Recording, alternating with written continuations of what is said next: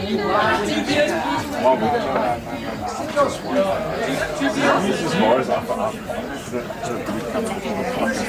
was just wondering.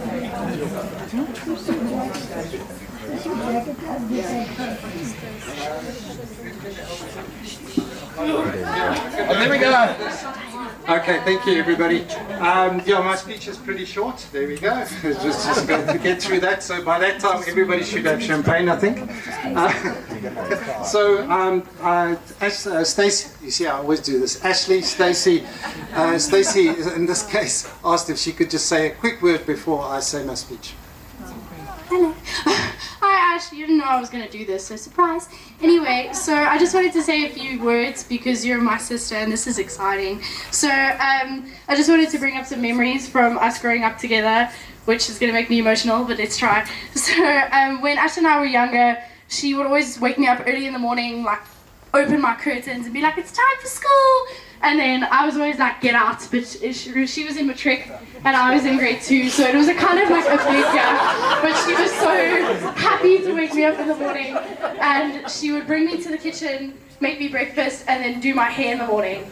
And she would do my hair the same way every day. And she would do 2 pigtails on the sides of my head like this every single day. And it was the most amazing thing to happen like that.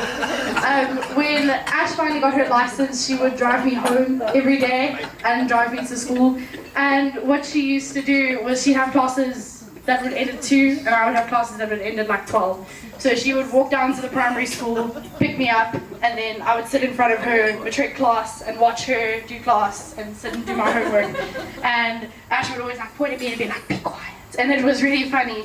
I really enjoyed that memory of our childhood. Then Ashley, eventually, I found that she started going out much more and coming home quite late. She finally told me that she had a boyfriend. Of course, I wasn't impressed. Even though she is the oldest, I'm still pretty protective of her. Then this boyfriend started coming with us on holidays, and he went to the matric dance with her. And I soon figured out that he wasn't leaving anytime soon. Ashley moved in with this boyfriend and then they got engaged. I finally figured out that Jared and Ash were meant to be. There are no words to explain how good you are to me, Ash. Thank you for always taking care of me, looking out for me, being there for me and always making me laugh. I know you associate the colour yellow with happiness, so I hope Jared could be your new yellow. I'm so excited.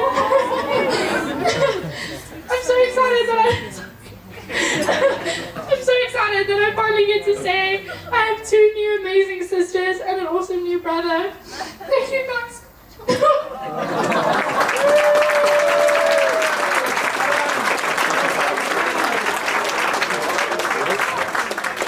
So I'm going to follow up on that one. It's not a great hit to try and beat. Jared, you're my new yellow. All right, cool. So I just want to start by welcoming a new part of our family. And on behalf of Ashley and Jared, Renee, Stacey and I would like to welcome Avril and Lee, Gary and Bernie, as well as Courtney and Katie into our family. Welcome you guys. And also welcome to the rest of all of the guests, and I'm sure Jared will do a good job with that. And of course the family, but especially the Omas and the Opas who are here tonight on both sides. Welcome you guys. I just want to say how proud Renee and I are tonight because of what an amazing woman Ashley has become and how beautiful she looks tonight. I think back on the cute little girl she was with a bob hairstyle, or so we call it a helmet hairstyle, the haircut, and she used to wear her twin cousins' hand-me-down Winnie the Pooh dungarees. Those were quite cute. Those were the twins that are here tonight as well. I think, and Ashley grew up with a lot of her Afrikaans cousins, the Hockeys and Sine that are here tonight. And she was the only soti amongst them. At one stage, she was driven to school by her Oma, and still today, she can't speak a word of Afrikaans. Can you believe it? So my family let me down there. So, okay. Ashley and I love to play rough games. We tested Renee's nerves quite a lot. I started preparing her for circus at a very young age, and she balanced. We used to play games where she balanced on my hands or even on my feet, and we built a slide out of a coffee table where we balanced the one end on a couch, and she would slide down the coffee table. I've got the videos if you want to see them. So, but there was one that was my favorite, and that's when we played bungie. And I would hold her up by her feet, and she would face away from me, and then we'd count 5, 4, 3, 2, 1, and she'd dive away and swing between my legs and swing up shouting bungie. So that was quite a cool game. So for the circus people, that move is basically called a swivel to a catcher, from a meat hook to an angel drop to a scorpion.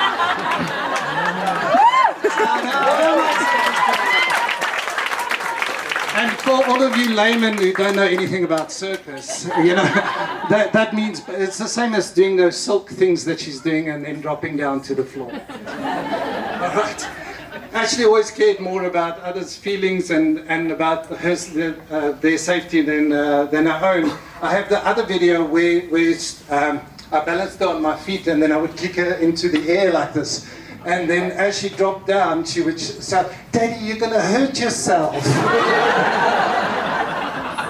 And if you want to see what this kind of stuff that Ashley gets up to now, just go to her Facebook page, Aerialist Ash, and you can see what the stupid things she's doing now.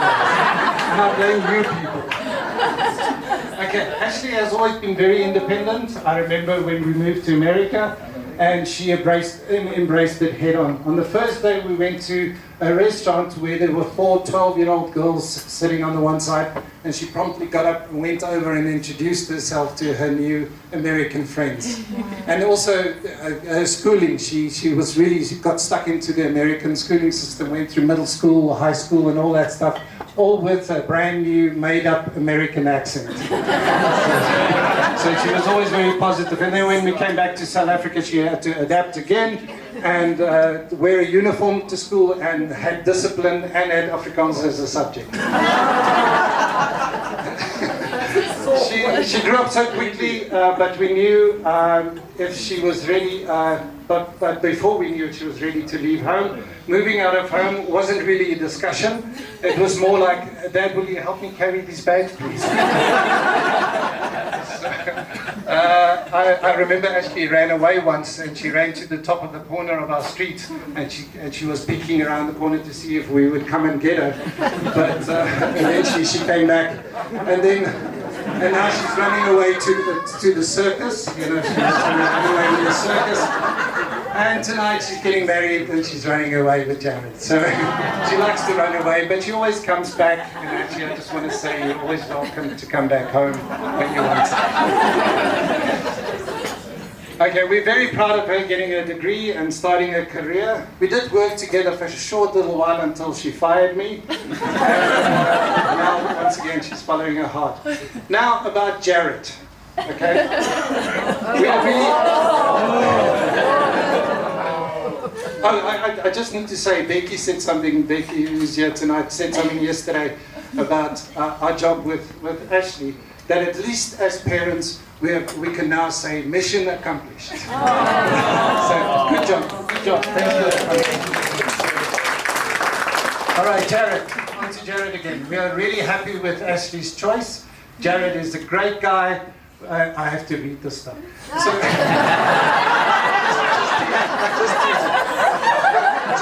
Jared is the red piece. No, we got to know Jared over the last 7 years, and I think in the beginning he was a sort of a breath of fresh air because of the other 17-year-olds that she was dating at the time who were a little bit immature. He was at least mature, and he sat down and had adult conversations with us, or at least with Renee. Although he's a Lions fan, he kept very quiet about it in the beginning, and I respect that. Well, thank you for that, Jared. And also, Jared, I decided to forgive you about that one time that you beat me with Chinese checkers. So I just want you to know that's now bygone. We were very excited to hear that Jared was a mechanical engineer, but we were soon very disappointed when we found out that he doesn't actually fix cars.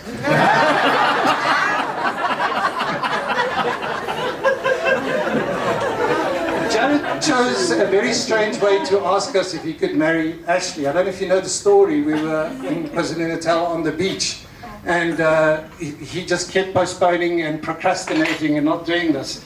And eventually, he had to send Ashley and Stacey to go buy more R&Rs, which is the rum and raspberries, and pizza, and that gave him enough time to ask Renee and myself on the beach to see if he could marry her. So it was quite strange, but quite sweet, I suppose. Nevertheless, tonight, Jared, I want to welcome you into our family.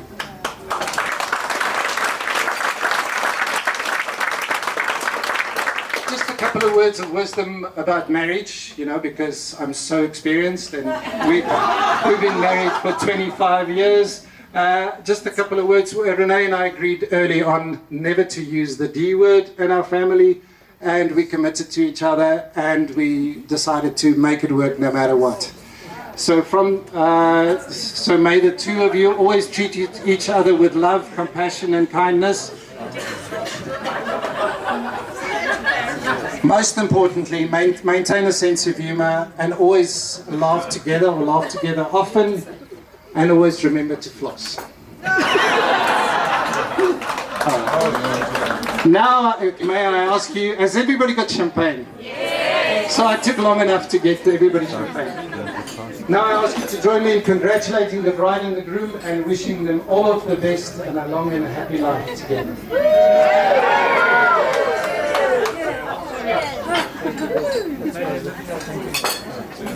Cheers, everyone.